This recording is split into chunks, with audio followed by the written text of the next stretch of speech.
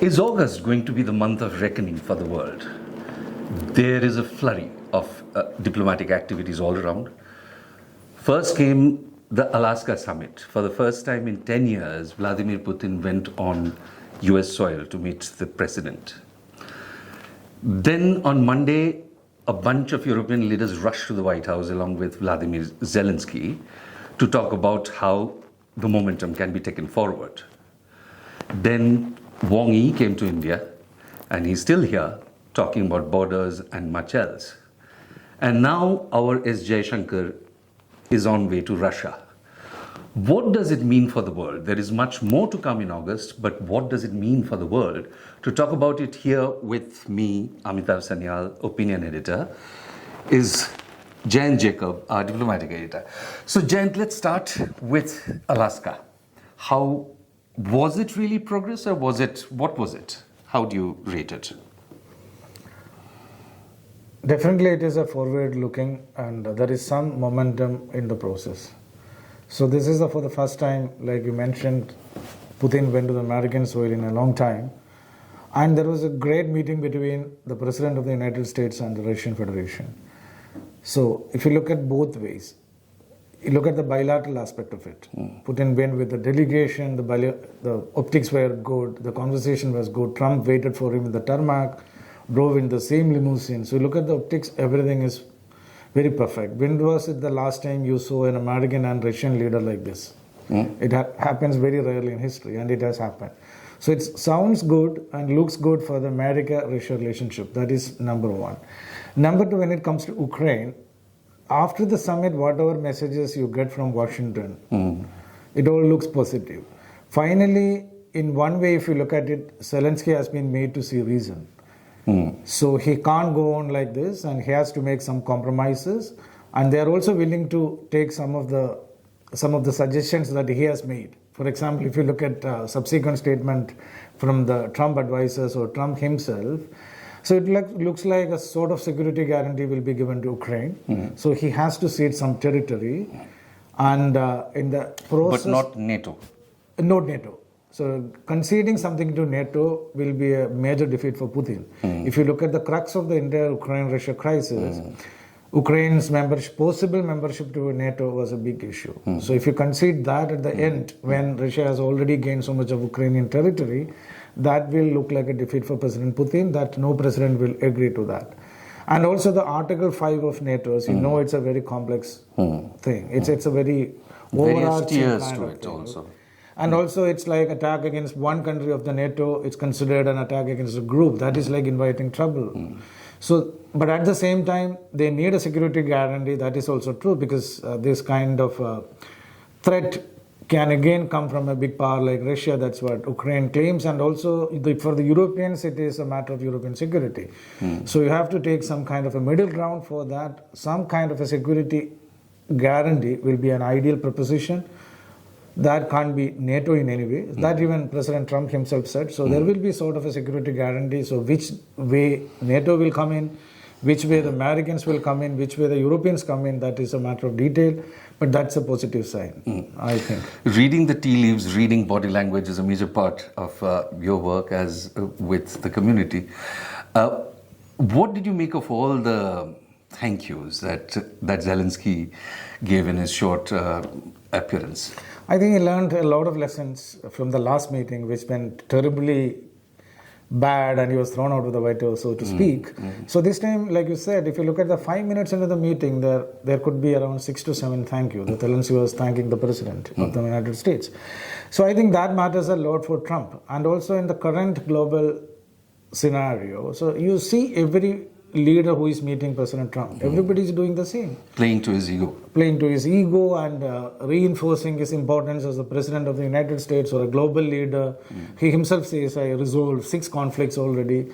So there is no other way for the time being, whether you like it or not. You have to massage his ego, and it has become very Trump-centric. So Zelenskyy this time, he didn't do anything quote-unquote foolish. He understood. Rather, in your language, he read his own tea leaves better.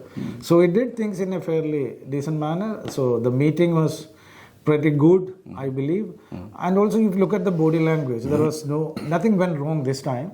and also everybody is getting something out of it. And I think President Trump has read out the right act, and he said this is the moment, and something going wrong, maybe we'll have repercussions for Zelenskyy as well, because this war is dragging on for too long, and Trump had promised 24 hours to solve this. Now it is going much beyond that. Yeah. And like President Trump said, people are getting killed and nuclear conflagration. And also he made it very clear to Zelenskyy before the summit, you are up against a big power and you are not a big power. So come and understand these things and go for a settlement. And also, unlike what many people thought, in the conventional thing there will be a ceasefire, then there is a process. So this time Trump said straight away go for a settlement. I think from whatever you see so far from White House and so far from all these meetings and statements, etc., it looks like the possibility of a settlement between Russia and Ukraine. There was also a large part of it was business, wasn't it, at Alaska? Possibility of course, lifting sanctions, but then Putin kept talking about business, and it was already on the agenda. We know that a large part of Ukraine that is now occupied by Russia, and Russia doesn't want to let go, has got most of its mineral resources of Ukraine, which is considerable. Is it clear where that is being led?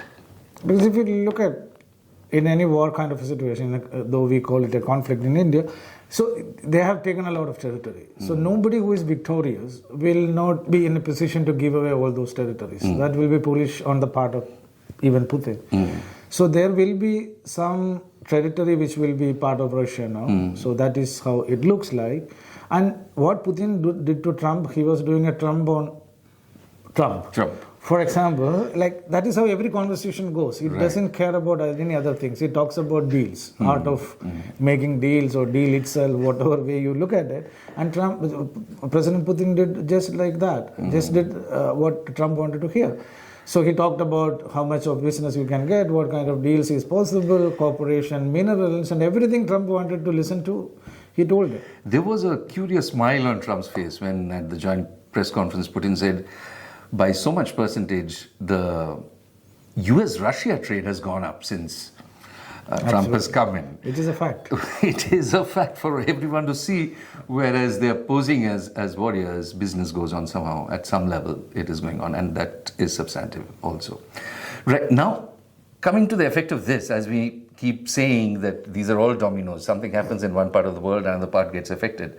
How is that going to affect the secondary tariff, as it has been called, the additional 25% on India, which makes it up to 50%, which again is an August thing. If it happens, if it goes through, then it will be by the end of August that it kicks in, isn't it? Yeah, August 27 is the deadline. So this is, the Americans' argument is that you are using the Russian oil, getting it cheap, selling it on a higher price, and the money, a lot of that money goes back to Russia, which is funding the quote-unquote war engine in Ukraine. So if there is a solution to the situation, that is the conflict between Ukraine and Russia, so naturally there is no need to have a penalty on Russian oil import. That is one aspect. I think it was more of a pressure tactics. If things go wrong, things go south, then this will kick in. Because Trump has to do something to show that you are tightening screws around Russians. He can't do it with the Chinese, though they import much more than India does. So he has to show something to say that you are doing something about Russian oil. So that only way to do it without harming American interests is perhaps targeting in India. So for the time being, it doesn't look so. Trump himself hinted at it, though he didn't say it in so many words. So now he may take some more time to think about it and come around it, waiting for what will happen between Russia and Ukraine in this round of talks.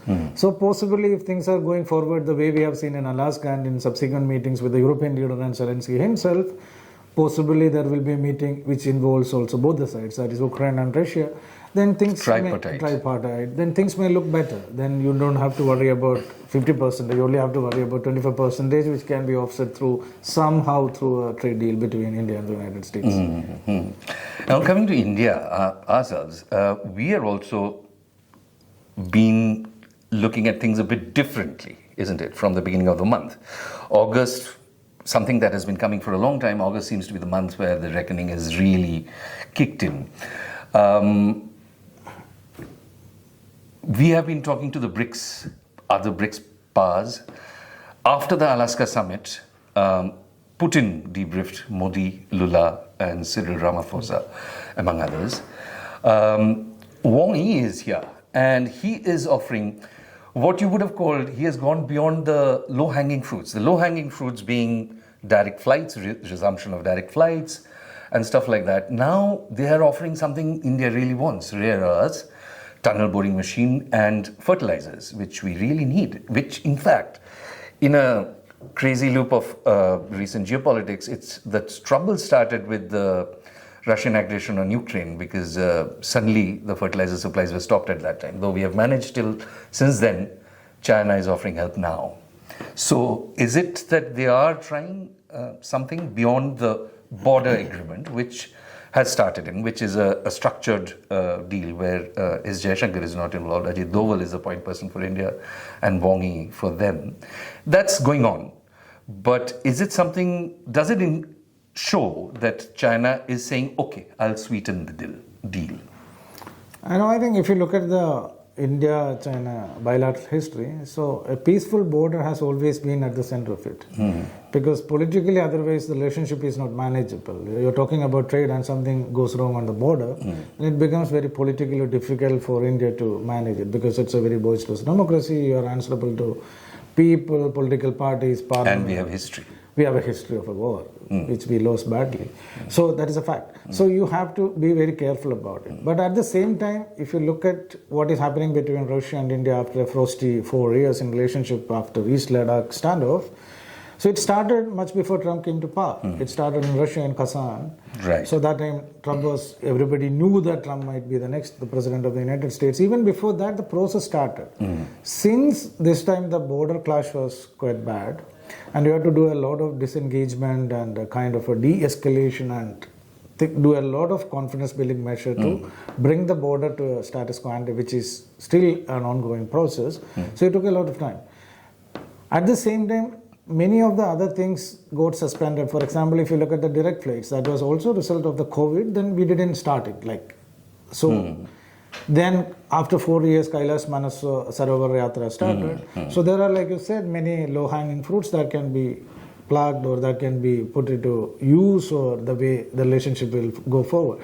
So that is happening. That's a fact. Because whenever India say about multipolarity, so you also need to have a Asian multipolarity. If you look at this Jaishankar statement in his opening remarks in his meeting with Foreign Minister Wang, he said that. So there is no multipolar world where there is no multipolar Asia. So you're looking for a fair deal there. But I think Chinese are willing this time. So the Chinese are also understanding the value of India. Indians are also understanding the value of their business, their supply chain. And also in the geopolitical turmoil, what is happening now, it is good for India-China relationship as well. Because China is a very important country for you. So you import a lot of things from their machineries, and nobody can give you this kind of prices and supply chain. When it comes to supply chain of anything, anywhere in the world, China has a very strong presence there. Yes. They control it, rather. So you have to understand that. But at the same time, you are a bit worried about the border situation. For if you look at last 4-5 months, things are okay. Things are not very bad. Of course, there has to be a greater level of disengagement and to bring it back to post-2020 situation.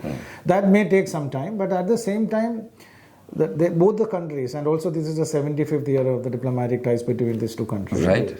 So they are trying to address these issues and build the trust.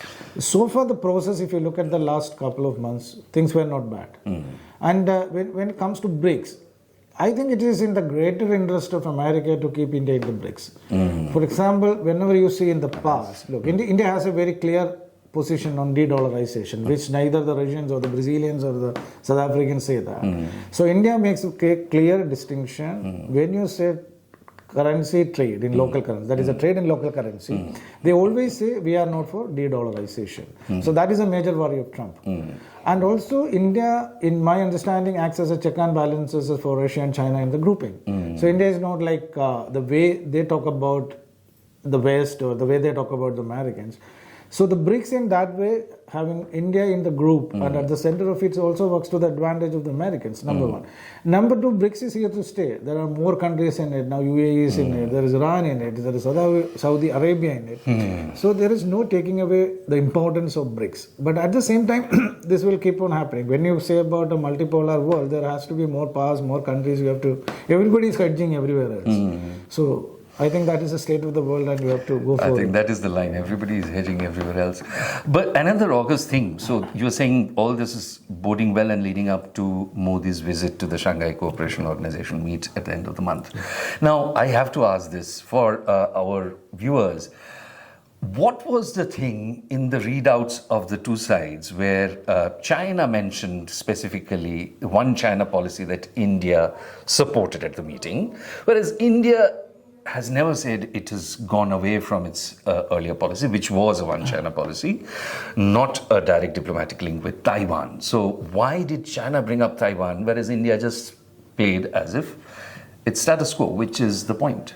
Now, if you look at the Chinese readout, so Mandarin I can read whatever Google English translation is available. We have all done that now. Yeah, so they are quoting Jaishankar's speech, opening speech in the meeting, and he says that, the Chinese readout says that he discussed Taiwan and the way you said it. But if you look at that is more of a kind of a diplomatic, that kind of a calisthenics kind of a thing. It's like it happens. And if you look at for some time now, so two things here. Number one, India always supported one China policy. There is no two ways about it. You may say it in a joint statement or you may not say it in a joint statement, but India never... The policy stays. Policy stays the same. So when relationships are... Look, it happened even before. If you look at 2010 onwards, the mentioning of one China policy is far and few in between and more or less absent too. So you didn't harp on this. Though you accept one China policy, so you don't talk about it. This time I think they needed a mention about Taiwan, perhaps. The Chinese wanted to project it. And also if you look at it, India doesn't have a political or diplomatic relation with Taiwan. It's a trade office representation. Right. You do trade. Business, like technology, culture. Yeah. So if you look at that way, if India is not accepting Taiwan policy, so you should be having a diplomatic or political relationship with Taiwan, which you don't have. You only have a trade relationship with Taiwan. So in that way, I think it's a diplomacy, you can say all this kind of a thing, but in substantial terms, I don't think that doesn't make any difference. But that is significant in this context because there is a reference to Taiwan by Indian Foreign Minister as described by the Chinese. And we should also look at the other things, but you look at the other side of it, like you are getting some of your things which were stolen in export to you, import to you. So you are also benefiting, and there is this kind of diplomatic mentioning or the kind of statement that satisfies everyone from their side. It's fine because there was no joint statement. They said this is how they read the meeting, and you said this is how you read the meeting. Right. Now, can we expect something? The reason Jaishankar is on way to Russia is a very structured thing that is between the foreign ministers. Is there something that is expected of it? I mean, this is a pre-planned meeting. This is a mechanism between the two foreign ministries to review the bilateral ties. It's for that Jaishankar is in Russia. And also President Putin is expected for the annual summit here. So you will also see one Russian foreign minister visit here before that happens. That is a standard practice. So this is a normal routine visit, but coming in the background of what is happening with America and geopolitical turn, it's a very important visit because Russia is an important partner. And if you look at the kind of relationship that India has with Russia and the way India is engaged itself in the Ukrainian peace process and the kind of conversation India is having with, like the conversation between Modi and President Putin and Prime Minister Modi, it was the second and last 10 days.